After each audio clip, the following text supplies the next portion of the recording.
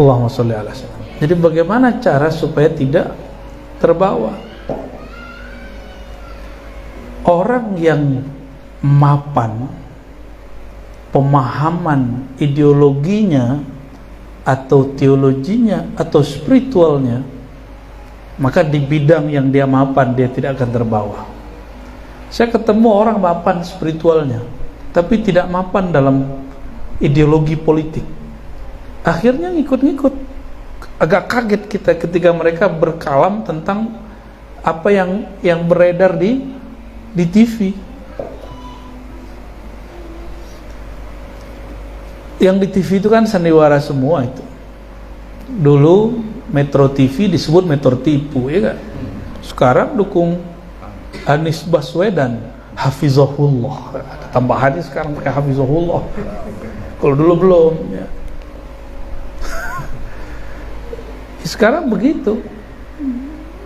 Terus antum masih mau percaya dengan perubahan-perubahan ini? Saya udah nek, tahu nek kan? Udah nggak minat sama sekali orang bawa agama kah politik itu. Dia mempolitisasi agama. Agama suci, politik tidak. Oh Ustaz, politik itu bagian dari agama. Oh, saya mau tanya dalilnya mana? Walaupun ada benarnya, tapi kita mau tanya dalilnya mana?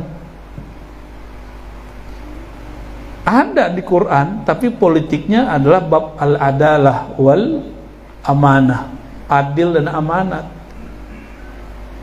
Bukan masalah pilihan calon. Kalau seandainya pilihan politik itu bagian dari perintah beragama, maka Sayyidatuna Aisyah lain dengan Sayyidina Ali. Perang mereka berpolitik. Sayyidina Ali perang dengan Muawiyah, dan itu banyak sahabat yang terjebak. Kira-kira gimana? Sahabat dijamin masuk surga nggak?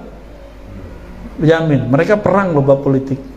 Antum bukan sahabat Nabi, tidak dijamin masuk surga, gontok-gontokan masalah politik, ya lebih masuk akal. Kenapa bukan sahabat kok, nggak pernah ketemu Nabi kok? Paham maksudnya? Agama suci, politisasi agama yang suci bukanlah kesucian.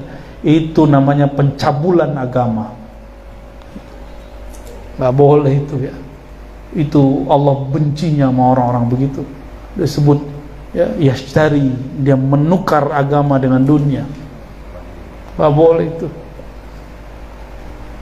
Haram hukumnya mempolitisasi. Makanya Majelis Ulama kita sudah haramkan menggunakan ayat dalam politik, tapi tetap aja yang make.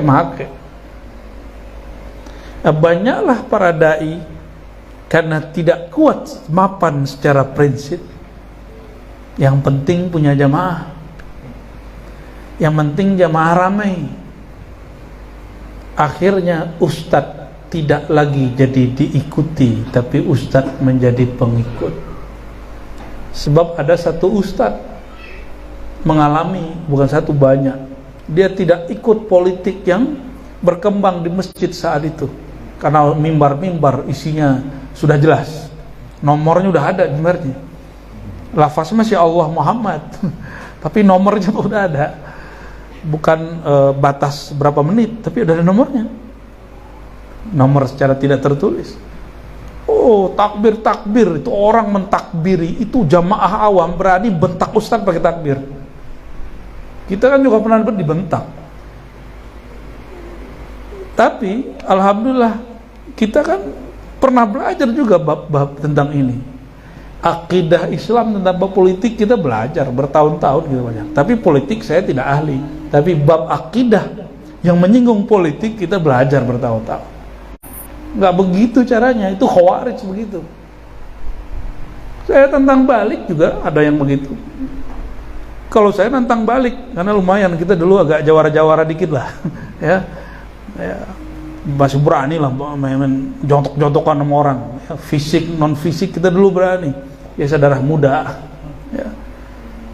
Tapi kawan saya satu enggak, dia nggak sepakat dengan yang di masjid, keluar masjid diikuti sama orang-orang yang sepakat, yang menjadikan takbir untuk nakutin orang, dikelilingin mau masuk mobil. cuma karena nggak sepakat dengan jamaah. Betul-betul dahsyat, tahun-tahun itu dahsyat sekali. Saya hanya berdoa waktu itu, ya Allah, ini kalau Engkau tidak merahmati bangsa kami, negara ini akan hancur, Khawarij akan merdeka. Nggak tahu doa siapa yang makbul, alhamdulillah adem juga habis itu. Yang saya coblos jadi menteri.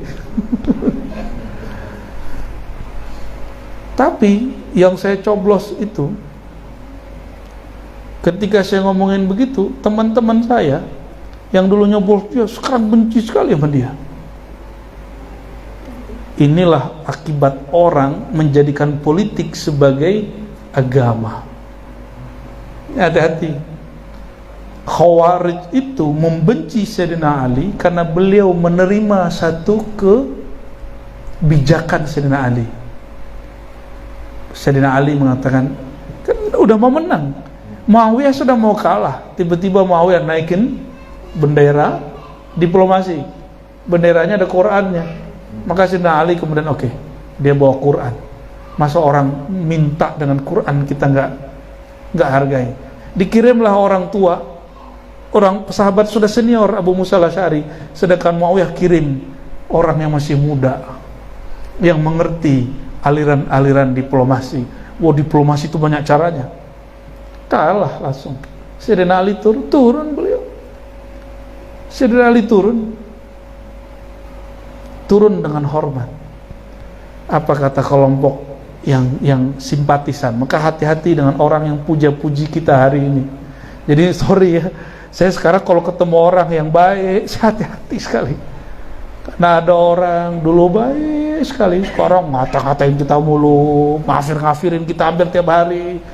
Ya, tapi nggak apa-apa sih, kan kita dapat poin di situ di sisi Allah. Yang penting nggak balas. Malah kita kirimin Fatihah biar dia nyaman. Kan orang yang begitu kan gelisah hidup tiap hari. Ya. Orang yang nyimpan satu kebencian di kolbunya, hidupnya gelisah. Antum marah sekali ya sehari, itu sehari itu akan nggak nyaman perasaannya. Bayangkan ada orang di atas mimbar marah-marah mulu kerjaannya, gelisah itu hidup itu orang. Gelisah, pasti gelisah. Dengerin berita salah aja mulu buahnya, gitu terus. Jadi sinis, nggak pernah bahagia. Kasihan ya. Nah, jadi kalau kita teruskan tuh jadi panjang. Jika Sayyidina Ali, beliau siap dibenci. Kenapa? Beliau punya prinsip. Itu orang sudah angkat Quran dan kita sudah sepakat diplomasi. Walaupun aku benar, aku turun. Aku dibenci, bencilah, kata Sayyidina Ali, nggak masalah. Karena setiap yang mewarisi akhlak Nabi pasti dibenci. Karena Nabi juga dibenci. Apa kata mereka?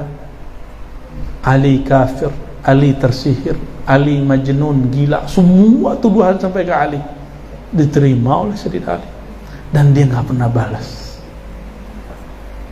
Apa kata para tim? Ada provokator di sekitar Ali. Orang sesuci Sayyidina Ali ada provokatornya. Sayyidina Ali ini kalau doa mustajab. Apa kata orang ini? Ya Ali, il'an ahla Syam, doakan laknat untuk partai Syam. Nah gitu. Kenapa? Mereka memilih bukan Anis, Muawiyah. Salah paham. Apa kata Sayyidina Ali? La, inni sami'tu Rasulullah sallallahu alaihi wasallam. Aku mendengar nabiku, kekasihku mengajariku. Apa kata Nabi sallallahu alaihi wasallam? La tal'anu ahla Syam. Jangan pernah melaknat, mencaci maki, menghujat orang-orang yang berlainan denganmu. Dalam konteks itu adalah orang yang di Syam. Dulu partai itu kecenderungannya wilayah dan suku. Kenapa? Karena pasti di sana ada wali Allah, abdal. Setelah kemudian kita lihat-lihat, benar.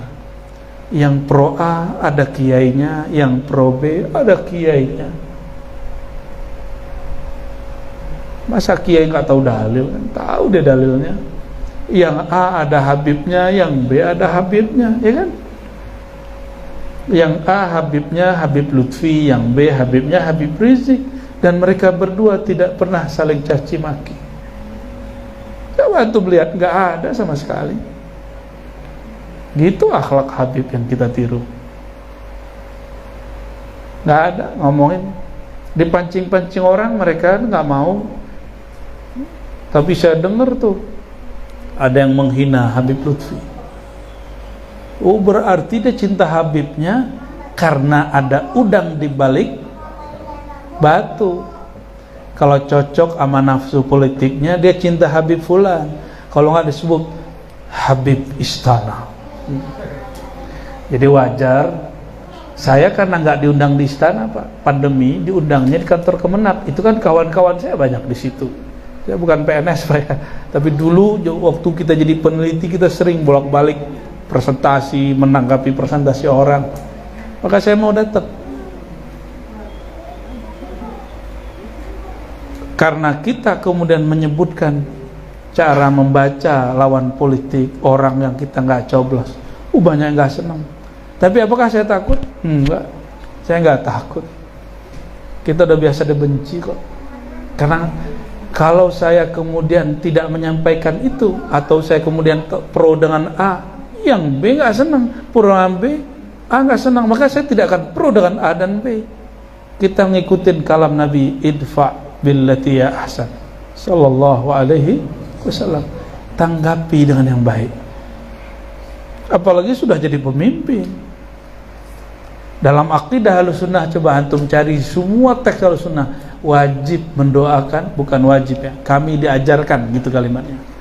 Kami diajarkan untuk mendoakan kebaikan untuk pemimpin. Karena ciri-ciri umat rakyat yang diberkahi, dia walaupun gak senang, dia mau doain kebaikan untuk pemimpinnya. Kalau pemimpinnya terberkati dengan doa, negaranya pasti maju, pasti diberkahi, walaupun kita nggak nyoblos dia. Hal-hal seperti ini nanti, tapi karena itu maka diaplah masalah-masalah lain yang dulu mereka menikmatinya. Ya, tapi nggak apa-apa ya. Sudah sunatullah bahwa itu ujian. Dulu dipuji seneng nggak, sekarang dicaci marah nggak, gitu. Karena senang dan tidak senang itu nafsiyah, sisi kejiwaan yang sifatnya berkaitan dengan dunia. Sedangkan ruh kita dia stabil. Ruh kita stabil sekali, sangat. Qalbu, jika dia menatap ke dunia, maka disebut idbar, dia membelakangi Tuhan. Dunia isinya apa? Bukan hanya rumah, mobil, kerjaan, pasangan. Isi dunia itu pujian, cacian, cinta, benci. Itu yang paling bahaya. Itu berhala yang paling bahaya. Bapak kalau dipuji kayaknya nggak harap, tapi kalau dicaci kuat nggak? Nggak banyak orang kuat. Kalau dipuji, orang mengatakan saya nggak suka dipuji. Tapi kalau antum dicaci kuat nggak? Gak kuat ya. Allahumma sholli ala sayyidina Muhammad. Udah ngantuk itu, udah ngantuk ya. Jadi mantapkan yang di dalam ruh ini. Ruh kita makanannya apa? Ma'rifatullah, mengenal Allah. Carilah ilmu ma'rifatullah, nanti beres semua. Gak cukup ilmu zikir, kenali siapa yang kita sebut dalam berzikir. Karena zikir cuma menyebut ulang-ulang Allah, la ilaha illallah, itu bagus, namanya riyadhah. Kenali yang kita sebut, namanya ilmu ma'rifatullah. Awaluddin ma'rifatullah, awal agama, kemantapan beragama dimulai dari kenal Allah. Kenal Allah itu bukan cari lawan. Kenal Allah terus kita debat mau Wahabi Salafi, enggak, itu namanya jidal. Kenal Allah itu menumbuhkan kesadaran bertuhan, kehambaan dari dalam diri kepada Allah Subhanahu wa taala. Itulah yang disesali Imam Ghazali. Apa kata beliau? Ternyata belajar ilmu kalam ini bukan membuat dia tumbuh rasa kehambaan, malah suka nyari kesalahan orang. Imam Ghazali itu dulu gelarnya Hujatul Islam. Kalau sekarang Singa Aswaja lah. Singa Aswaja kan ngeri tuh. Siapapun ngelawan dia kalah. Imam Ghazali. Tapi dia nggak puas. Karena kalau singa taruh di masjid gimana dong? Bisa garuk orang, bisa mencerkam orang. Jadi ketika semangat tidak ditaruh pada tempatnya, teman pun digaruk, kawan pun disenggol. Padahal ilmu kalam gunanya apa? Untuk meluruskan pemahaman orang awam yang terjebak pada kesalahan, dan untuk mengalahkan musuh Islam yang mereka masuk ke dalam. Bukan digunakan untuk sesama ahlu sunnah. Tapi itulah Imam Malik dulu ngalamin. Karena dulu imam-imam ini ngalamin semua, kita maklumi. Sekarang terjadi lagi ya, khair, tidak ada masalah. Dulu yang mengkafirkan Imam Syazili ahlu sunnah, ngakunya. Yang mengatakan Syekh Abdul Qadir Jilani khurafat ahlu sunnah, kata dia. Ahlu sunnah apaan tuh, saya nggak ngerti itu ya. Serius. Jadi mereka ngaku aja ahlu sunnah, tapi akhlaknya tidak ada sunnahnya. Nah, kenapa? Karena dia belajar ma'rifatullah bukan untuk mengenal dirinya sehingga kenal Allah, tapi supaya dia kenal aib orang lain. Itu yang jadi bahan pembicaraan. Air ini kan apa isinya, itu yang keluar. Kalau di dalam isinya aib orang, kesalahan orang, daftar bid'ah sebulan, daftar kesesatan aliran ini, maka itu aja bahannya. Kalau buat spanduk tuh daftar apa gimana? Memahami kesesatan aliran A. Kayaknya seneng kalau udah bahas begitu. Emang seneng. Hati-hati. Ngomongin aib orang itu asik nggak, Bu? Jangankan ibu, cowok-cowok aja senang ngomongin, ngegosip. Enggak? Coba lihat ILC, isinya apa? Cowok-cowok lebih dominan itu. Ada yang senyum-senyum. Karena pengalaman biasa begitu ya. Sohib lah kita. Dulu kita sama. Tapi emang mau sama terus. Nggak ada perubahan terbaik. Ngegosip tuh asik. Ngegosipin orang kawin lagi. Ngegosipin orang cerai lagi. Ngegosipin orang ini itu. Seneng, asik. Walaupun hasilnya nggak ada manfaatnya. Ya. Ngegosipin orang. Si Anu udah begini. Si Anu udah pindah partai. Nah, itu kalau dia praktisi partai. Kalau orang sifat ngomongin orang ini nggak dihabisi dengan zikrullah, mengenal Allah, ilmu agama nambah, ilmu dalil nambah, tapi penyakit ini belum sembuh. Apa yang terjadi? Nanti dalil agamanya dia gunakan untuk mencari kesalahan orang yang dianggap saingan dia dalam beragama. Itu curhat Imam Ghazali. Imam Ghazali ngomong di kitab Al-Munkis Minadola dan di kitab Ihya Ulumuddin. Ternyata terjadi di setiap masa. Kalau dulu preman yang diperebutkannya kan kawasan, benar nggak? Ini lapak gua nih, lu jangan macam-macam masuk sini, ya nggak? Kan gitu. Maka dulu preman-preman ini harus nyiapin keilmuannya, ilmu kebal lah, jawara lah, segala macam. Untuk persiapan kalau suatu hari tiba-tiba terjadi bentrok, berebut. Kalau ada yang masuk ke dalam, tengkar. Pasar-pasar kaget namanya, ada nggak pasar kaget sini? Cuma hari A doang adanya, dan itu orang berebut. Yang datang jam 3 dapat, kalau datang jam 6 ya salam. Maksudnya apa? Orang kalau di hatinya dunia, dia akan memperebutkan dunia. Kalau di hatinya popularitas, dia akan memperebutkan popularitas. Kalau ustadz, apa yang diperbatkan? Jamaah. Karena jamaah itu asyad. Asyad itu. Tapi dia lupa, ya. Dia lupa. Ustadz tidak perlu jamaah. Jamaah yang perlu ustadz. Maka ustadz harus punya pendirian, harus punya nilai yang gak bisa ditawar oleh jamaahnya, yang membuat jamaahnya ikut dia. Itulah prinsip beragama yang kuat. Itulah ma'rifatullah hakiki. Itulah ilmu ma'rifat yang Allah turunkan ke dalam kolbu.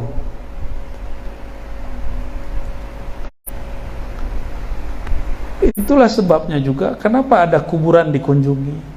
Karena orang yang dalam kubur itu sampai sekarang ma'rifatnya masih dipakai, ilmu dia masih diamalkan. Kalau dia cuma orang tua biologis, meninggal anaknya, cucunya udah nggak tahu. Tapi kalau dia orang tua biologis plus orang tua rohani, kami kemarin ziarah orang wafat tahun 1858, 1858, udah berapa tahun tuh? 1858, sekarang 2002, kita masih ziarah ke dia. Karena ilmu dia masih ada pada kita gitu. Orang-orang ini nggak pernah berubah. Ketika syekh-syekh yang saya kunjungi itu dulu, mereka dianggap bid'ah, mereka dianggap orang yang syirik, nggak pernah berubah, dia biasa aja, nggak pernah juga jawab dengan kata-kata kasar, biasa sekali. Idfa' billati hiya ahsan.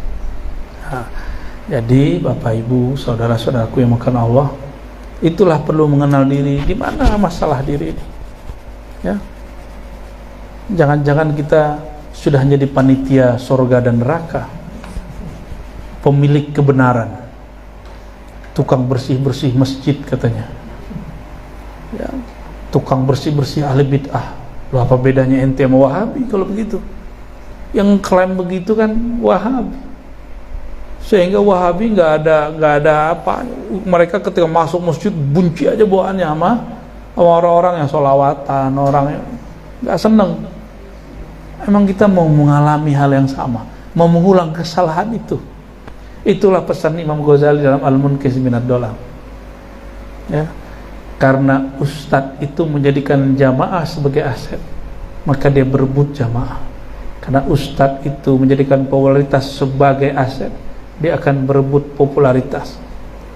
Hadir dilihat, kok orangnya sedikit, kok yang saya rame, gelisah itu. Berarti dia nggak bermakrifat. Siapa yang menggerakkan orang ini hadir dan orang ini tidak hadir? Karena Allah. Kalau dia protes begitu, dia protes kepada Allah. Ini yang mereka nggak paham. Nah, nanti dicari-carilah, karena dia ahli dalil, cari dalil. Kalau Pak politik, cari-cari kesalahan politik, ya kan? Itu pulang enak Pak, kesalahan politik karena nggak ada dalilnya, suka-suka aja ngomong. Kalau ngomongin ayat, bahaya tapi asik, ya, karena nanti jadi panitia surga,